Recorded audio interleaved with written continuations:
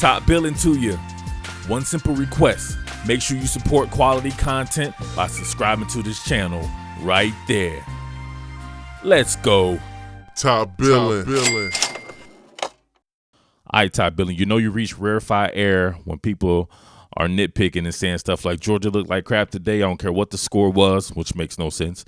They have a long way to go if they want to compete with Bama. Watch what happens when Bama plays Mizzou in 3 weeks. Been saying it since week 1. Bama 15-0. Perspective. The Tigers came in with the number 7 ranked offense in the country and left with their tail between their legs.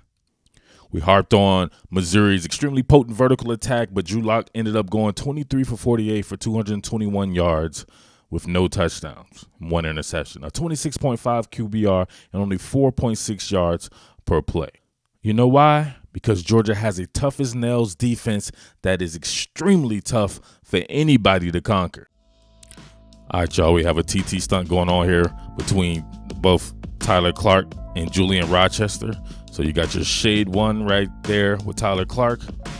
Julian Rochester playing at a 3 technique, which lets you know the versatility right there, because you can very well see those two players flipped because of their respective sizes. But they're sending 5 with 5 blockers here. So this is going to get one-on-one coverage by my man D. Walker right here. So D. Walker going straight up one-on-one. I don't think he can be stopped. We would say he's probably the best pass rusher in the entire conference. I got to give shout outs to my man at Kentucky, Josh Allen, but DeAndre Walker, you definitely got to say is right there with him.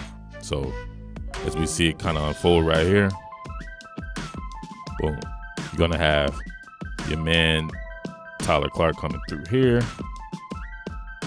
Rochester's going to bend behind him, shooting the gap with Natrez Patrick right here against the tackle. Against the right guard. Then one-on-one with the King over there. And you know what happens when you take a shot at the King, you better not miss. So check this out right here. My man straight misses because of that dexterity. Look at that lean right there. That's some phenomenal stuff, man. My man can bend it like Beckham. Get right there. Get to the strip sack. Affect the QB. That's how you take the number 7 offense and make your man have a 50% completion percentage while throwing for no touchdowns. Get what I'm saying? Different personnel, similar results right here.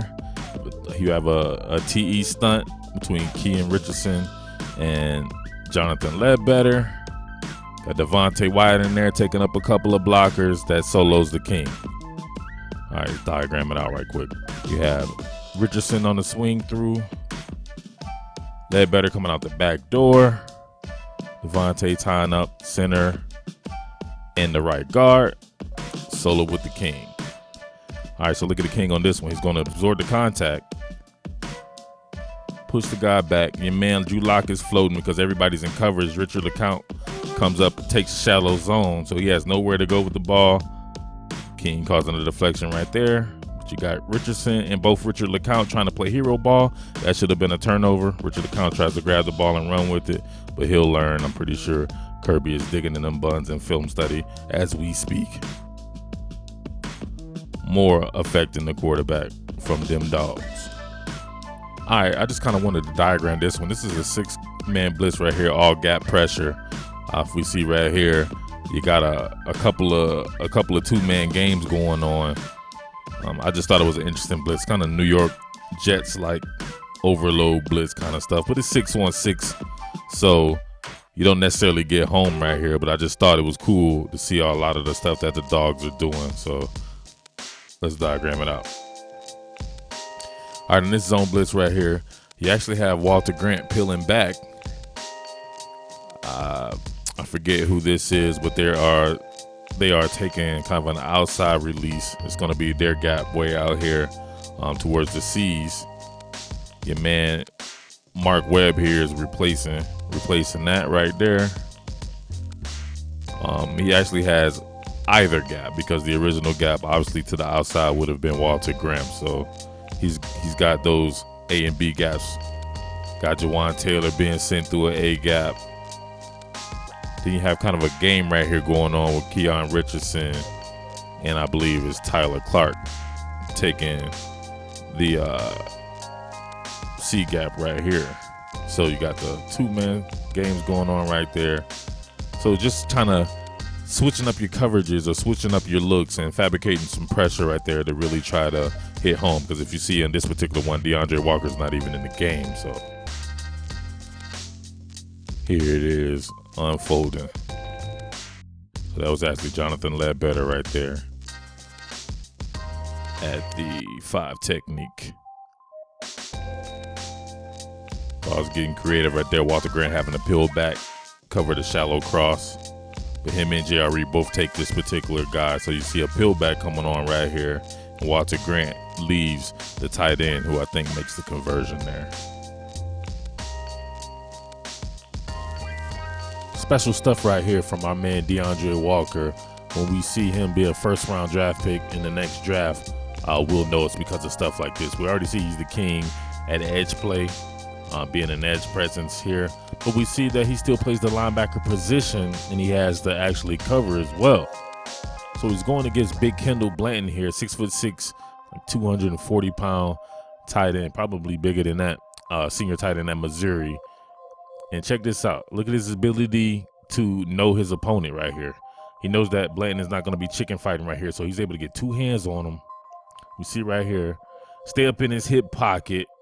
Man, looking at the QB right here, not holding, staying right in his hip pocket and playing it like a good linebacker. Let the man catch the ball and you just be more physical than him and rip it away. That's some good stuff right there, man. You can't tell me you don't like something like that from your guy who could possibly give you 12 sacks on the year, also having pass breakups against big tight ends. Right? Last one here, you have the king back at his post. You have Devontae Wyatt at a kind of a tilted nose. Big Julian Rochester out there. They're running kind of a TT stunt. Young Malik Herring out there opposite the left tackle. Moved out towards the 9 across from the tight end. And one aspect we had to talk about if we're talking about affecting the quarterback will be that man to the top of the screen right there, DeAndre Baker, putting Emanuel Hall in prison. Matter of fact, he was right here. So as we let this go right here, you see a second level blitz from Jawan Taylor that would have worked to perfection had this not just been a swing pass to DeMaurier Crockett right here. So, but even with that being said, man, you're having to go to your short game when you're a vertical team like Missouri, and it still doesn't work because your man DeAndre Walker gets in the passing lane and blocks that bad boy Mutombo, blocking him like I'm blocking some of these cornball dudes here on this channel. So it is what it is right there. So I'll have more aspects on this game right here. Just wanted to really talk about Georgia's ability to affect Drew Lock and what that means significant. They're going to be facing some really good quarterbacks. What Georgia's going to do is they're going to take away your best thing. I think that if you're a great run team, they're going to be up to challenge to get that run game popping. You're a great passing team. They got to lock down the cornerback defender. Some other defenders that stepped up today, like Eric Stokes. We've seen Tyson Campbell with a touchdown today off of a kind of a strip. It is what it is, man. They got that talented secondary back there, talented second level players, a host of edge players, a host of interior presences as well. Georgia's not going anywhere on defense, and we already know the offense is explosive when it wants to be. It can be plotting when necessary. It's just a complete ball club. So don't be out there listening to them haters out there, because that's what they do. Haters gonna hate, as the old adage goes. But check back with me for more content at Top Billin Sports here. I'm the Underground King, your boy, Murf Baldwin. Peace. What more can I say?